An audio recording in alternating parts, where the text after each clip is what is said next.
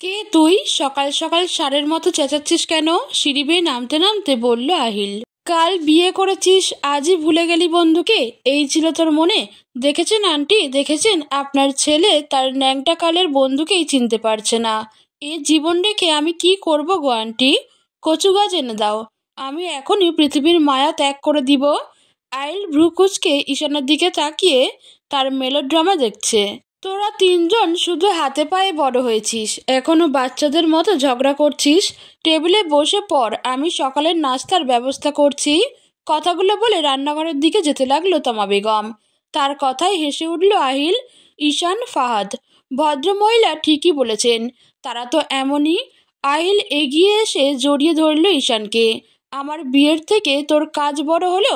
লে হালুয়া, কোনো আগাম বার্তা ছাড়া বিয়ে করলে তুমি? আমি থাকতে পারলাম না, তাই দোষ আমার হয়ে গেল না? আহিল কিছু বলতে যাবে তার আগে ঈশান আবারও বলে উঠল, এই, তুই নাকি বয়সে ছোট মেয়ে বিয়ে করেছিস, তোর জন্য এখন হাঁটুর বয়সে মেয়েকে ভাবি ডাকতে হবে? বলে মেকি হতাশ শ্বাস ফেলল ঈশান। আহিল সরু চোখে তাকিয়ে আছে ঈশানের দিকে। এ কি তাকে পচাতেই এসেছে এখানে নাকি? তার পাশেই ফাহাদ চুপ করে বসে আছে। তাকে দেখে দীর্ঘশ্বাস ফেলে আহিল। তৃষা আসছে, সাথে আছে তার কলেজ ব্যাগ, হয়তো কলেজে বের হবে খেয়েই। তৃষা এসে ঈশানের সাথে কুশল বিনিময় করল, তবে ফাহাদের দিকে তাকালো পর্যন্ত না। আহিল রুমে গিয়ে স্নিগ্ধাকে নিয়ে এলো, পরিচয় করিয়ে দিল ঈশানের সাথে। ফাহাদ আর ঈশানের সাথে কুশল বিনিময় করলো স্নিগ্ধা। ঈশান মাথা এগিয়ে দিয়ে আহিলের কানের কাছে ফিস ফিস করে বলল, আহিল, তোর বউটাকে তো এতটা ছোট লাগে না? ফাহাদ একটু বেশি বেশি বলছে আমাকে। আহিল রাগি চোখে তাকালো ঈশানের দিকে। তমা বেগম, শান্তা আর স্নিগ্ধা মিলে খাবার পরিবেশন করছে সবাইকে। তৃষা তাড়াহুড়ো করে খাওয়া শেষ করলো। ভাইয়া, আজকে তোমার দিয়ে আসতে হবে না, তুমি বাড়িতে থাকো, আমি ড্রাইভারকে নিয়ে চলে যেতে পারবো। না, আজ তোকে ফাহাদ পৌঁছে দিবে। ফাহাদ কেবলই মুখে খাবার দিয়েছে। আইলির কথা শুনে চোখ বড় বড় হয়ে গেল। না ভাইয়া, আমি একা যেতে পারবো। এতক্ষণে তন্ময়ও এসে উপস্থিত হয়েছে খাওয়ার টেবিলে। তৃষা ভাইয়া যখন বলেছে তুই ফাহাদের ভাইয়ের সাথেই যাবি, হতাশ শ্বাস ফেলে বাইরে এগিয়ে গেল তৃষা। তার দুই ভাই বলে দিয়েছে, মানে তাকে এখন ওই লোকের সাথেই যেতে হবে। অগত্যা তৃষা এগিয়ে গিয়ে বসলো গাড়ির ব্যাক সিটে। ফাহাদ বসে পড়ল ড্রাইভিং সিটে। আমি কারো ড্রাইভার নই যে প্যাসেঞ্জারে নিয়ে গাড়ি চালাবো। সামনের সিটে আসো তৃষা। তৃষা নেমে গিয়ে উঠে বসলো সামনের সিটে। ধরাম করে লাগলো দরজাটা। ফাহাদ বুঝি উপলব্ধি করতে পারলো তৃষার রাগের গভীরতা, তবে কিছু বলল না। গাড়ি এগিয়ে যাচ্ছে গন্তব্যের উদ্দেশ্যে। তৃষা খেয়াল করে দেখলো ফাহাদ কলেজের রাস্তায় না নিয়ে অন্য রাস্তা দিয়ে যাচ্ছে। আরে আরে, এটা তো আমার কলেজের রাস্তা না, গাড়ি ঘোরাও, এক প্রকার চেঁচিয়ে উঠল তৃষা। তবুও ফাহাদ নিরুত্তর। তৃষা জানে এ লোক এখন আর কিছুই বলবে না। খাওয়া দাওয়ার পর্ব শেষ করে আহিল, ঈশান, তন্ময় আর আজমল সাহেব বসে আছেন ড্রয়িং রুমে। তাদের চা দিতে এসেছে স্নিগ্ধা। কলিং বেল বাজার আওয়াজ আসছে। আহিল ছুটে গেল দরজা খুলতে। হ্যাঁ, আহিলের ধারণাটাই ঠিক, তার একমাত্র চাচা এসেছে, আজমল সাহেবের একমাত্র ভাই আজাদ খান। সপরিবারে জার্মান থাকেন। প্রতি বছর শীতে তারা বাংলাদেশে আসে। এবার আরো তাড়াতাড়ি আসা হয়েছে আহিলের বিয়ের অনুষ্ঠানের জন্য। আহিলের চাচাতো ভাই 12 বছরের বিশাল এসে আহিলকে জড়িয়ে ধরল। বিশাল তো আহিল ভাই বলতে অজ্ঞান। সবাই তাদের সাথে কুশল বিনিময় করলো। ছোট মা, মিরাত কোথায়? মিরাতের কথা উঠতেই ঈশানের হার্টবিট বেড়ে গেল যেন। এই তো ভাইয়া, আমি এখানে। গাড়ি পার্ক করতে গিয়ে লেট হয়ে গেল। কই কই, নতুন ভাবি কই আমাদের? কথা বলতে বলতে ড্রয়িং রুমে এসে বসলো। একে একে সবাই স্নিগ্ধার সাথে পরিচিত হচ্ছে। আইলের ছোট মা কামিনী বেগম স্নিগ্ধার হাত ধরে নিজের কাছে নিয়ে বসালেন। ব্যাগ থেকে ছোট্ট একটা বক্স বের করে স্নিগ্ধার হাতে দিলেন। এটা কিন্তু তোমাদের বিয়ের উপহার না, সেটা তোমার ছোট বাবা দিবেন। এটা আমার পক্ষ থেকে আমার আইলের বউয়ের জন্য উপহার। তুমি এটা পরে থাকলে আমি খুশি হব। স্নিগ্ধা বক্সটা খুলে দেখতে পেল তাতে একজোড়া ছোট কানের দুল। অনেক সুন্দর হয়েছে ছোট মা, আমি অবশ্যই পরব। স্বভাবস্বরূপ হেসে উত্তর করল স্নিগ্ধা। কামিনী বেগম দেখছেন স্নিগ্ধাকে মেয়েটাকে আইলের সাথে মানিয়েছে। অল্প সময়ের মধ্যে মেয়েটা নিজেকে গুছিয়ে নিয়েছে, সবার সাথে মিশে গেছে একদম। ঈশানকে যেতে দেয়নি আজমল সাহেব আর তমা বেগম। ছেলে তিনটা ছোটবেলা থেকে বন্ধু, বলতে গেলে তারা পরিবারের সদস্য। দুপুরে ফাহাদও আসবে। ঈশান দূর থেকে লক্ষ্য করছে মিরাতকে। মেয়েটা কি প্রতি বছর আরেকটু করে সৌন্দর্য বৃদ্ধি করে বাংলাদেশে আসে, নাকি ঈশান বুঝতে পারে না? মিরাত মেয়েটা সকলের সাথে আড্ডায় মেতে আছে, ঈশানকে খেয়াল করেনি। খেয়াল করবে কিভাবে? ঈশান কি দেখা দিয়েছে নাকি? সে তো ব্যস্ত লুকিয়ে তার প্রেয়সীকে দেখায়। মেয়েটা সকলকে মাতিয়ে রেখেছে যেন, কিন্তু তার মনের অবস্থা তো শুধু ঈশানই জানে। কতটা কষ্ট মনে নিয়ে রেখেছে মেয়েটা, সেসব ভেবে দীর্ঘশ্বাস ফেলে ঈশান। বিড়বিড় করে বলতে লাগলো, তোমার সব কষ্ট আমি একদিন শুষে নিব রাত। তুমি শুধু আমার হবে রাত। গাড়ি থামলো নিরিবিলি এক লোকের ধারে। কি হয়েছে বলবে তো? আমাকে গ্রামে যাওয়ার আগে থেকেই আমার কল ধরছো না তুমি? আমাকে ইগনোর কেন করছো? শেষ কথাটা চিৎকার করে বলল ফাহাদ। তৃষা কিছু না বলে নিজের ফোনে কিছু খুঁজতে লাগলো। কাঙ্ক্ষিত ছবিটি বের করে ফাহাদের সামনে ধরলো। ফাহাদ ভরকে গেল। ছবিতে দেখা যাচ্ছে একটা কফি শপে ফাহাদের সাথে বসে আছে একটি মেয়ে। হঠাৎ করে হেসে উঠল ফাহাদ। এই কারণে ম্যাডাম রাগ করে আছেন? আগে বললেই হতো।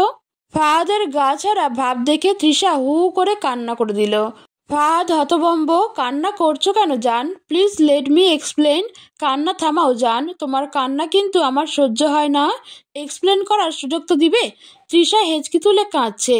ফাহাদ তপ্ত শ্বাস ফেলে তৃষাকে কিছু ছবি দেখাতে লাগলো, যেখানে ফাহাদ আর ওই মেয়ে একসাথে প্রেজেন্টেশন দিচ্ছে। তৃষা কান্নামাখা মুখ নিয়েই ফাহাদের দিকে তাকায়। ও সাদিয়া, আমার কলিগ। একটা প্রজেক্ট নিয়ে কাজ করছিলাম আমরা, সেটার ব্যাপারে ডিসকাস করতেই ক্যাফেতে গেছিলাম। তৃষা মাথা নিচু করে রেখেছে। সে ভুল বুঝলো মেয়েটাকে। সে তো একটা বার জিজ্ঞেস করতে পারতো, এই বিশ্বাস আমার উপরে তোমার? এই একটা বিষয় নিয়ে তুমি এতদিন আমার সাথে কথা না বলে থাকলে? একটা বারকে জিজ্ঞেস করা যেত না আমাকে? আমার রাগ হয়েছিল তোমাকে অন্য একটা মেয়ের সাথে দেখে। গ্রামে যাওয়ার আগে থেকে কথা বন্ধ করে রেখেছো। স্নিগ্ধাদের বাড়িতে গিয়েও তোমার আশেপাশে ঘুরছি, পাত্তা দাওনি তুমি আমাকে। তৃষা মাথা নিচু করে রেখেছে। সরি। সরি দিয়ে কাজ হবে না। আমাকে ইগনোর করার শাস্তি আমি তোমাকে দিবই।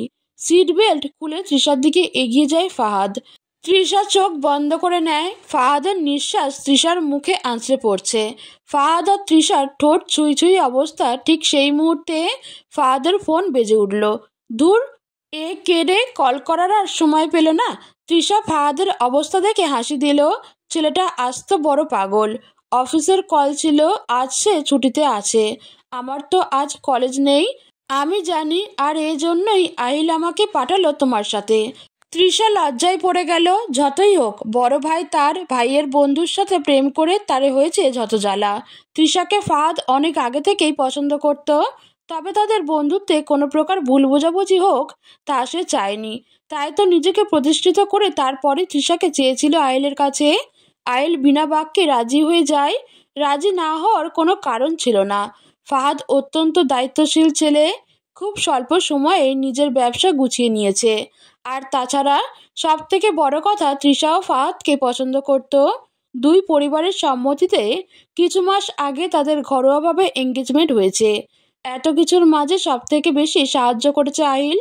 বাড়িতে রাজি করানো থেকে শুরু করে সব দায়িত্ব ছিল আহিলের উপর। এসব ভেবেই আনমনে হাসতে থাকে ফাহাদ। ভাগ্য করে দুইটা বন্ধু পেয়েছে। দুপুরে স্নিগ্ধা বাকি সবার সাথে রান্নাঘরে কাজ করছে, তাতে খুব একটা কষ্ট হয়নি।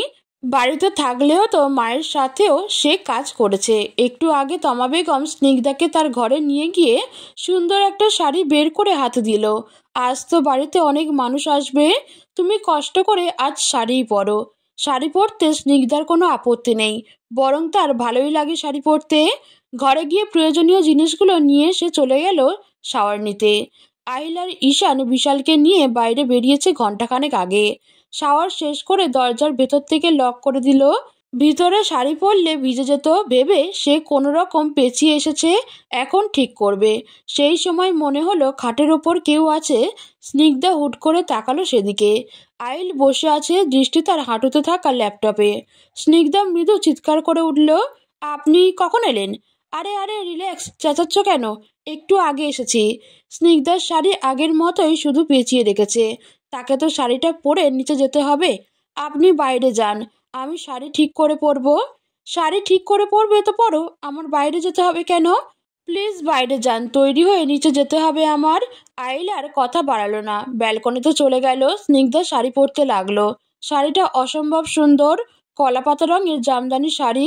স্নিগ্ধা একা শাড়ি পরতে পারে, তবে কেউ একজন কুচি ধরে দিলে তার সুবিধা হয়। নতুন জামদানি শাড়িটাতে কুচি থাকছেই না। নিজে নিজে দুইবার চেষ্টার পরও স্নিগ্ধা ব্যর্থ হলো। এখন সে কি করবে? সম্পূর্ণ শাড়ি পরার শেষে শুধু কুচিগুলো এলোমেলো হয়ে আছে। আইলকে ডাকবে কি না দোনমনো করে ডেকেই ফেললো। শুনছেন? আপনি কি শুনতে পাচ্ছেন? একটু রুমে আসুন। হয়েছে তোমার? ফোনের দিকে নজর রেখেই বলল আহিল।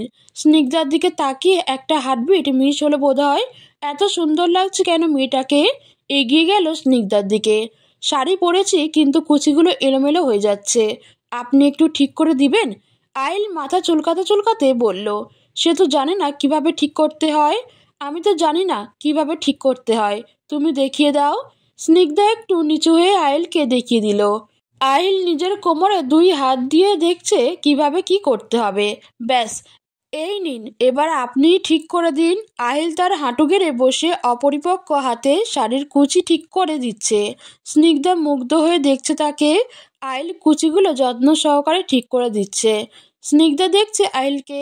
এই সুদর্শন পুরুষটা একান্তই তার। ভাবতেই শরীর জুড়ে শিহরণ খেলে যায়। স্নিগ্ধার ভাবনার মাঝেই আইল উঠে দাঁড়ায়। তার কাজ শেষ। স্নিগ্ধা আয়নায় দেখে নিল শাড়ি ঠিকঠাক আছে। আইল স্নিগ্ধার সামনে গিয়ে দাঁড়ায়। হুট করে ভালোবাসার পরশ এঁকে দিল স্নিগ্ধার কপালে। কি হয়েছে বুঝে ওঠার আগে স্নিগ্ধার কানে এলো আইলের কণ্ঠ। সুন্দর লাগছে বউ, এই শাড়িতে মারাত্মক সুন্দর লাগছে তোমাকে।